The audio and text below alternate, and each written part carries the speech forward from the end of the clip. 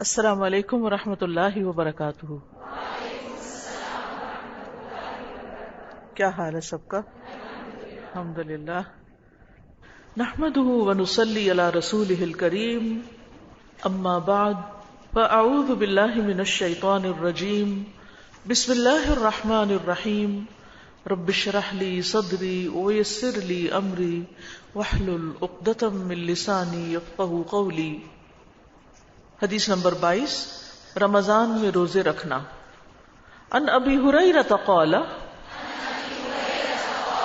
قال رسول اللہ صلی اللہ علیہ وسلم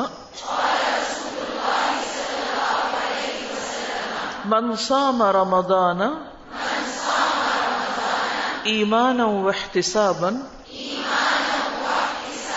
غفر له ما تقدم من ذنبه۔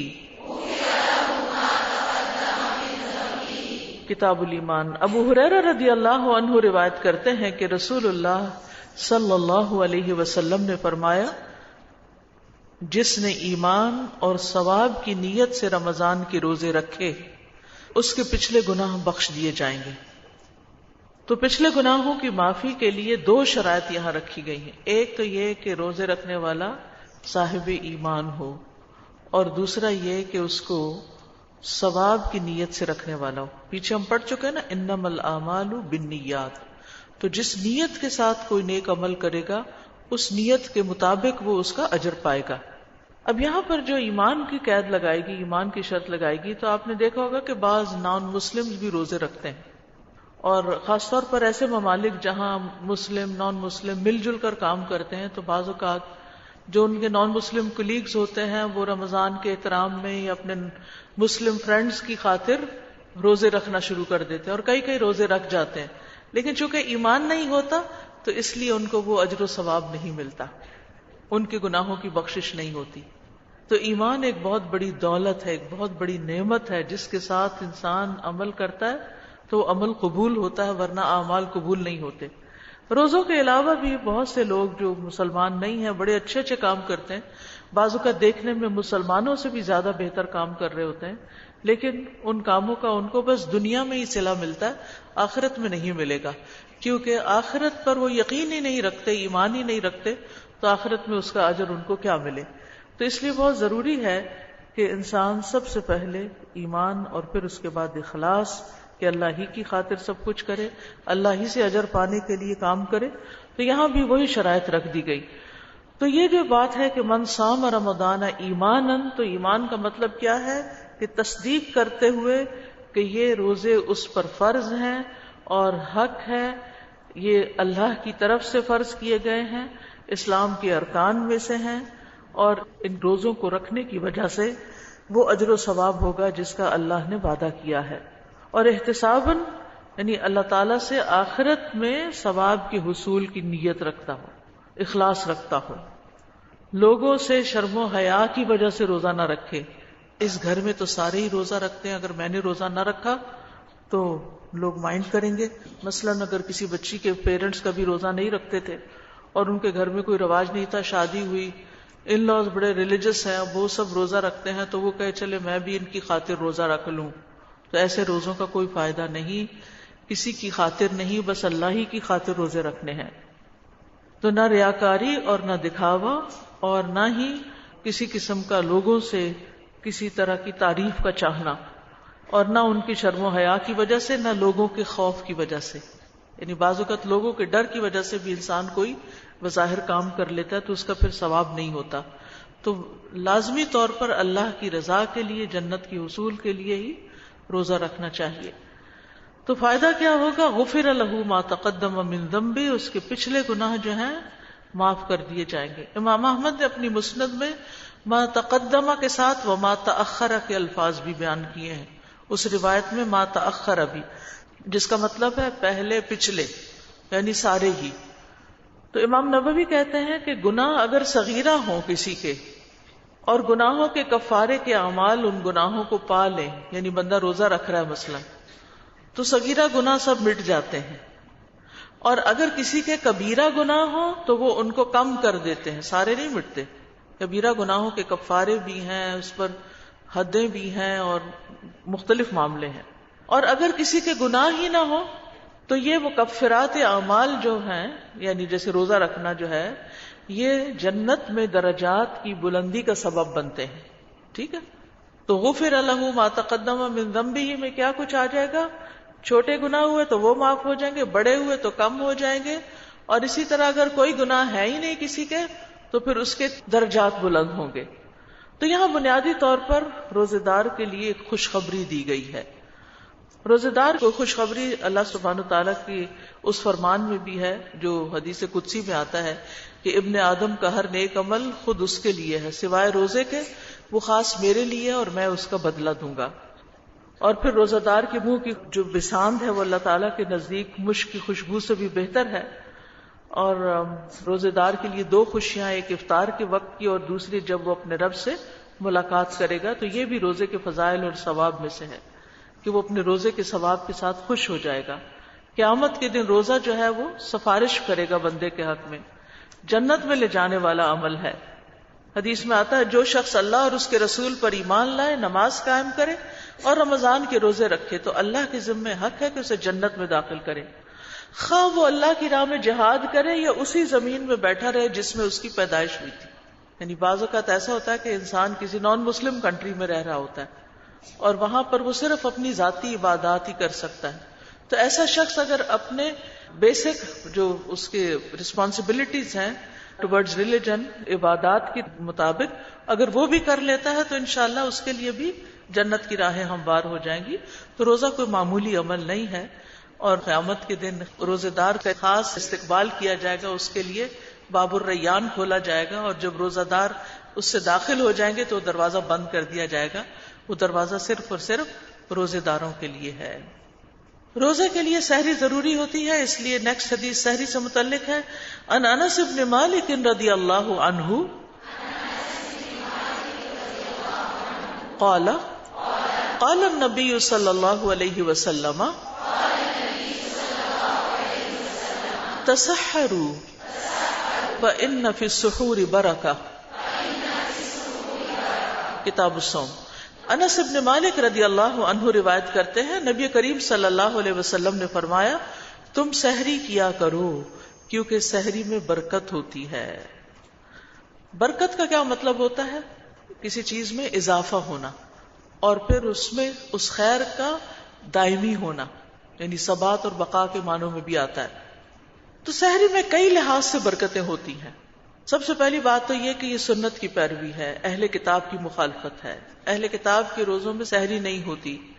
پھر اسی طرح سحری کے ذریعے عبادت پر قوت حاصل ہوتی ہے، انسان کی سستی چلی جاتی ہے، چستی میں اضافہ ہوتا ہے. سحری کھا کر ان برے اخلاق کو دور کیا جاتا ہے جن کو بھوک بھڑکا دیتی ہے.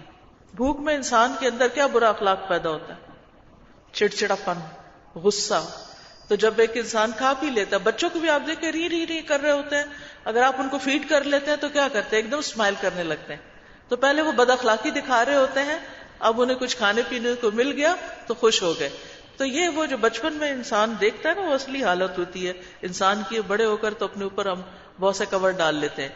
تو انسان کو جب بھوک لگی ہوتی ہے تو اسے اور کوئی بات سجھائی نہیں دیتی، اس کا موڈ آف ہوتا ہے.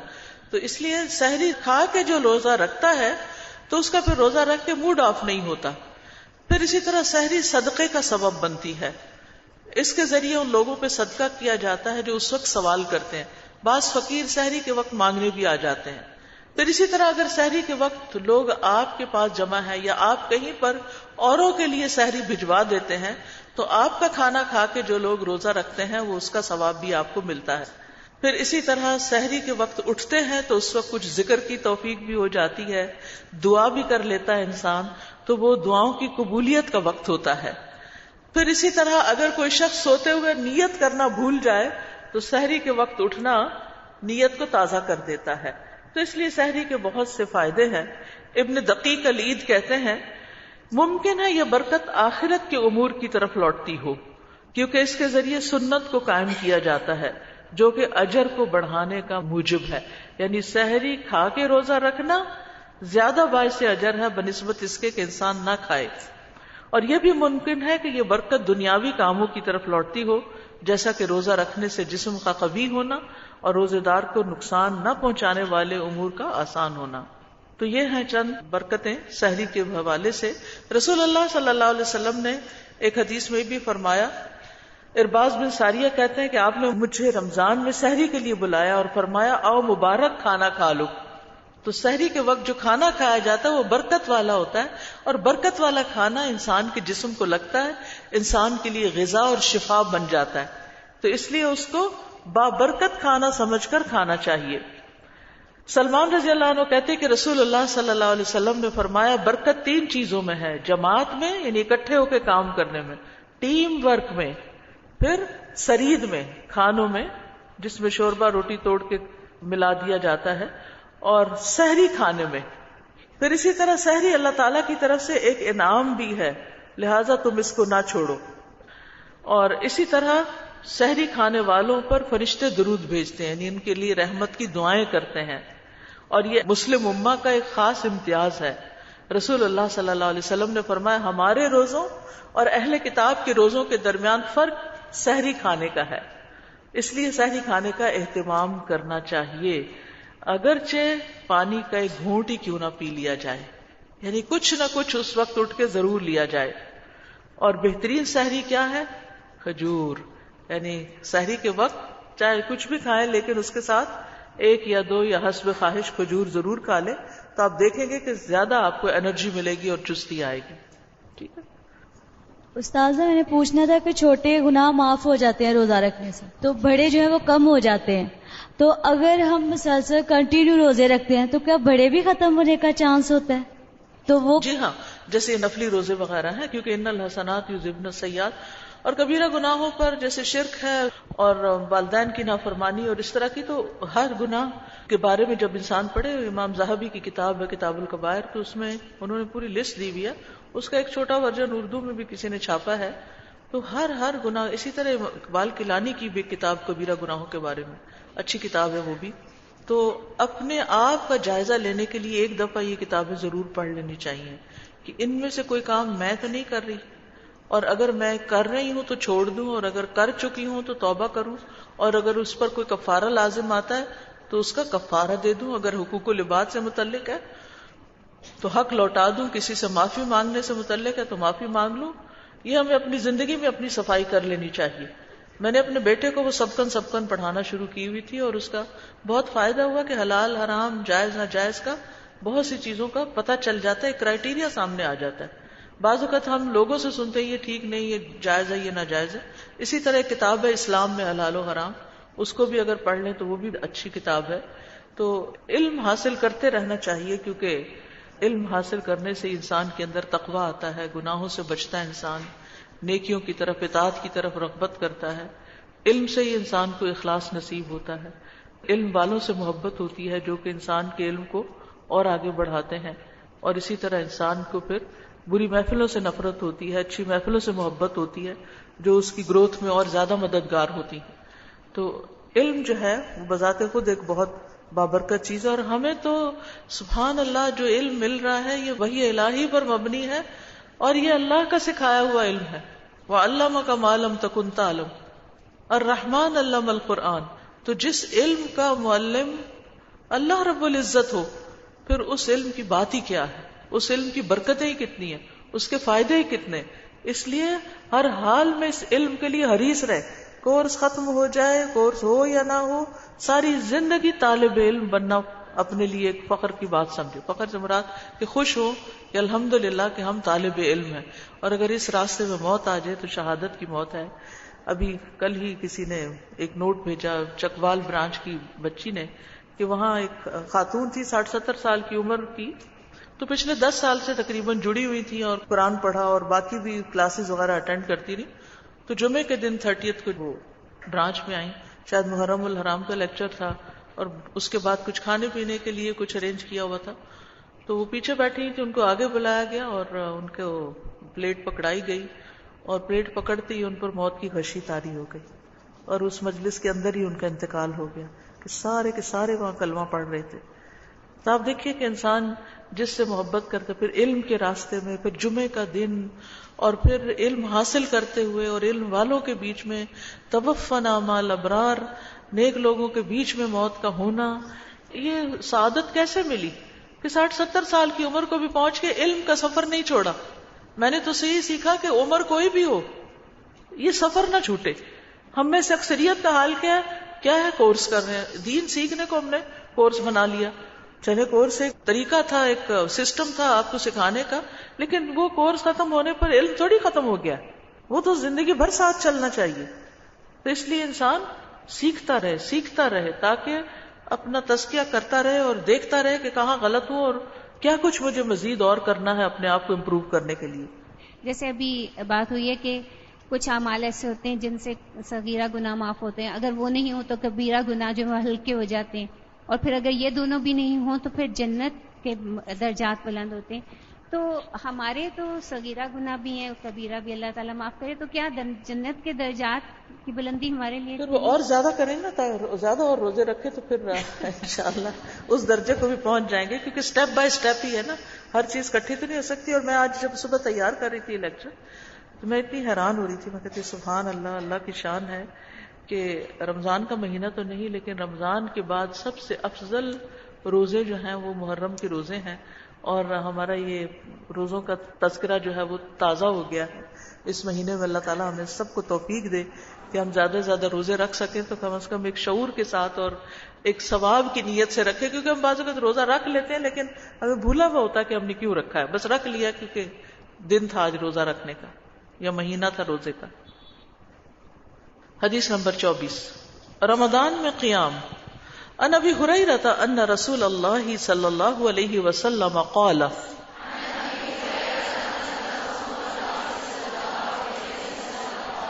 من قام رمضان ایمانا واحتسابا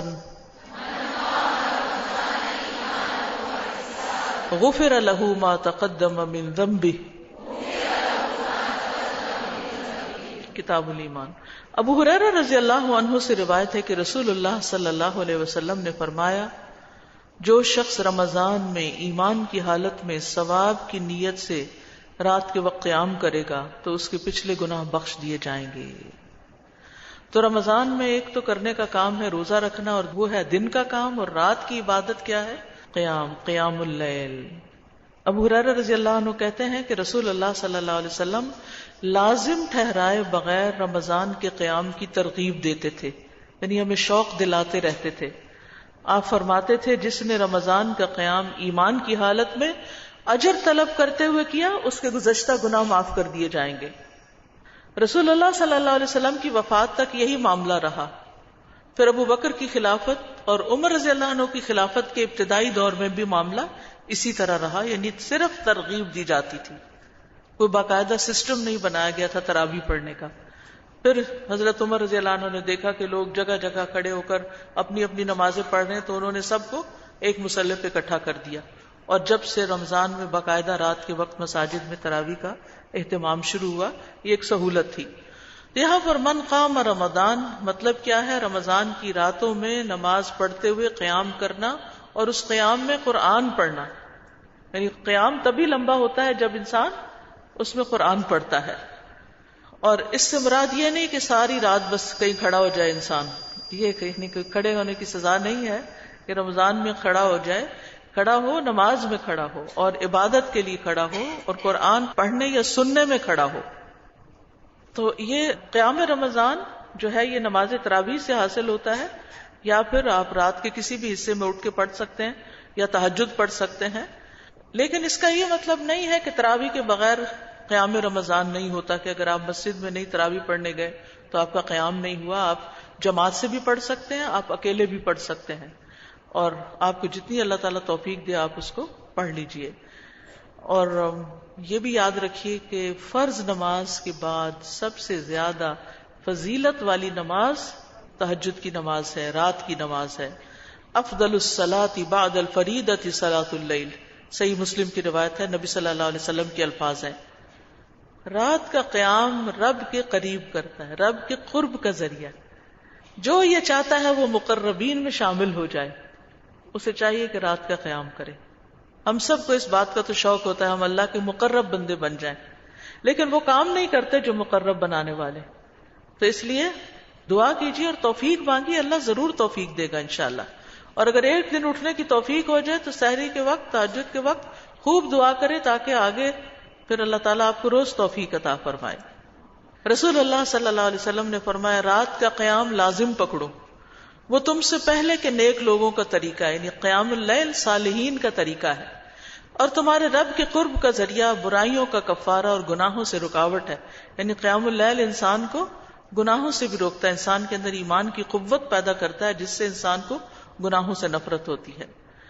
تو بہرحال عام راتوں میں سال بھر بھی قیام کرنا چاہیے، رمضان میں خاص کرنا چاہیے، اور رمضان کی آخری عشرے میں، آخری 10 راتوں میں اور بھی زیادہ اہتمام کرنا چاہیے.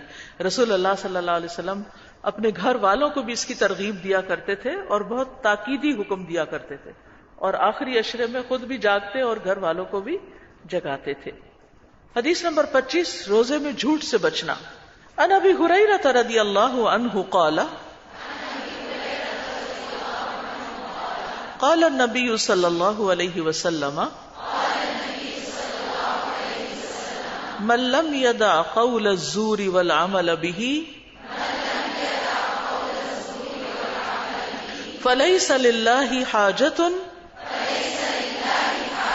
في أن يدع طعامه وشرابه.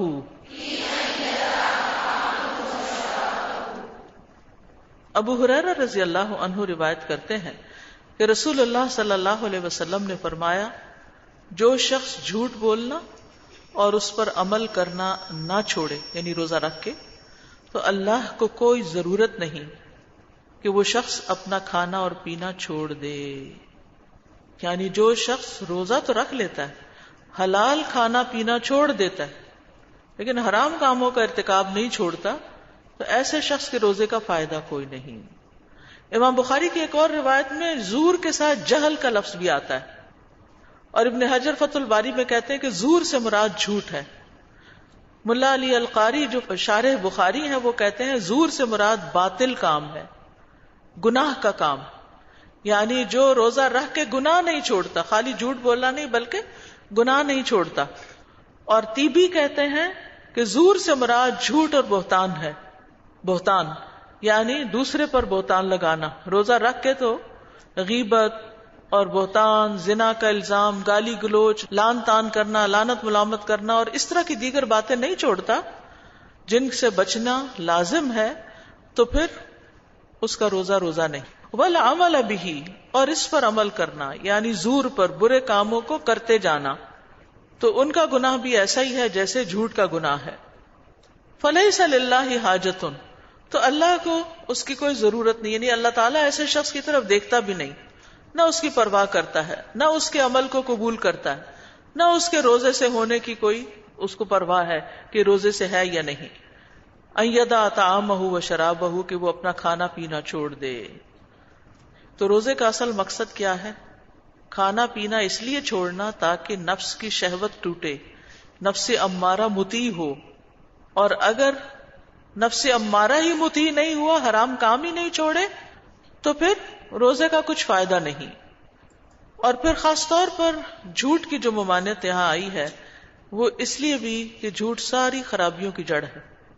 بعض لوگ آرام سے چھوٹی چھوٹی باتوں میں جھوٹ بول کے اس کو بیان بھی کر رہے ہوتے ہیں.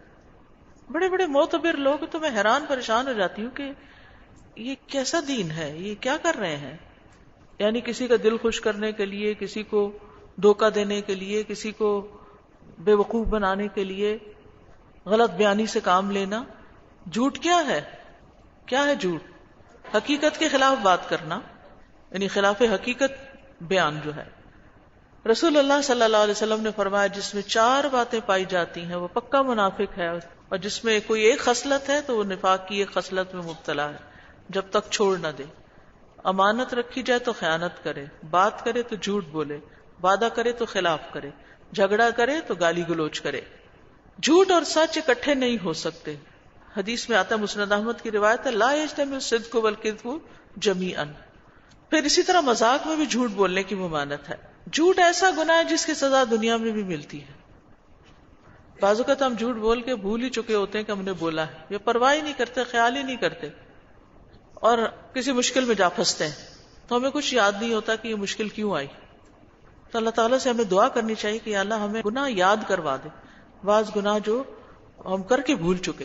اچھا، گناہ کا فلسفہ یہ ہے کہ ضروری نہیں ہوتا کہ جس وقت آپ گناہ کریں اسی وقت کچھ آمد آ جائے. کبھی ایسا بھی ہوتا ہے کہ آپ نے ادھر کسی کے ساتھ زیادتی کی، ادھر آپ کے ساتھ کوئی کر رہا تھا. آپ ادھر اپنے والدین کے ساتھ بدتمیزی کرتے ہیں، ادھر آپ کی اولاد آپ کے ساتھ اس سے بڑھ کے بدتمیزی کر رہی ہوتی ہے.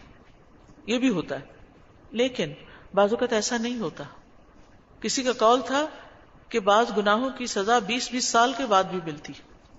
ایک میں کسی کا قول پڑھ رہی تھی کہ وہ کسی تکلیف میں مبتلا ہوئے تو کہنے لگے مجھے یاد آ گیا کہ یہ میرے اس گناہ کی سزا ہے جو میں نے 40 سال پہلے کیا تھا. تو ایسے لوگوں کو جن کا تقویٰ ہوتا ہے اللہ تعالیٰ یاد بھی کروا دیتے ہیں، دکھا بھی دیتے ہیں، سجھا بھی دیتے ہیں، بتا بھی دیتے ہیں. اور پھر مسلسل جھوٹ بولنا تو ایسا شخص اللہ کے یہاں کذاب ہی لکھا جاتا ہے، اس کا شمار تو جھوٹوں میں ہوتا ہے اور وہ اللہ تعالیٰ کی رحمت سے محروم ہو جاتا ہے. جی السلام علیکم استاذہ، مجھے نا اس میں وہ آیت یاد آ رہی تھی سورہ البقرہ کی، اس کے اینڈ میں آتا ہے کہ نا وَلَهُمْ عَذَابٌ أَلِيمٌ بِمَا كَانُوا يَكْسِبُونَ. تو وہ سب سے پہلے جو قرآن میں جس گناہ کی کفر کے بعد ذکر کیا گیا وہ جھوٹ ہے، جس کے اوپر عذاب کی بات کی گئی. سب سے پہلے جس گناہ پہ عذاب کی بات کی گئی کفر کے بعد، تو جھوٹ ہی ہے. جی استاذہ، یہ آپ سے پوچھنا چاہتی ہوں کہ آپ نے حدیث بیان کی تھی کہ اللہ تعالیٰ کا فرمان ہے کہ بندے کا ہر عمل اس کے لیے ہے اور روزہ میرے لیے ہے اور میں اس کا اجر دوں گا. تو ہمارا تو ہر عمل خالصاً جب تک اللہ کے لیے نہ ہو تو وہ قبول ہی نہیں ہے. تو اس میں ہم کس طرح فرق کریں گے کہ خالصاً روزہ جو ہے وہ اس کا مطلب یہ ہے کہ روزے کا پتہ صرف اللہ ہی کو ہوتا ہے، یعنی باقی عمل جو بھی کوئی ہم کرتے ہیں لوگوں کو بھی پتہ چل جاتا ہے، لیکن روزہ ہے کہ نہیں یہ صرف اللہ ہی کو پتہ ہے. اس پر صرف اللہ ہی گواہ ہوتا ہے کہ روزہ ہے. السلام علیکم استاذہ. وعلیکم السلام. استاذہ، جھوٹ کے حوالے سے ایک چھوٹی سی بات جو آج کل دیکھ رہی ہوں سب سے زیادہ، وہ ہمارے سیاستدان ہیں، دھڑلے سے جھوٹ بولتے ہیں. اس بات کا وہ دھیان ہی نہیں کرتے کہ ان کی ایک ایک بات اب تو میڈیا ریکارڈ کر رہا ہوتا ہے اور وہ لوگ باقاعدہ طور پہ چلا دیتے ہیں پہلے کیا بات کہی تھی اور اب کیا بات کر رہے ہیں. جب میڈیا ریکارڈ کر رہا ہے تو اللہ تعالیٰ کیسے ریکارڈ کر رہے ہوں گے؟ اللہ ہم سب کو معاف رکھے، اسے محفوظ رکھے. اللہ تعالیٰ ہم سب کو محفوظ رکھے. کیونکہ جب لیڈر یا بڑے کوئی کام کرنے لگتے تو چھوٹے اس کو اپنے لیے ویسے ہی حلال کر لیتے ہیں. استاذہ، اس میں یہ بات بھی سمجھ میں آتی ہے کہ اللہ سبحانہ و تعالیٰ نے ہمیں جو بھی عبادات بتائی ہیں اس کے شرائط اور آداب بھی سکھائے ہیں. کیونکہ بعض دفعہ ہم یہ کہتے ہیں ہاں ہمیں پتہ ہے نماز پڑھنی ہے، ہاں ہمیں پتہ ہے کہ روزہ رکھنا ہے، لیکن جب اس کی شرائط اور آداب کا خیال رکھے بغیر کرتے ہیں تو پھر وہ برکت حاصل نہیں ہوتی.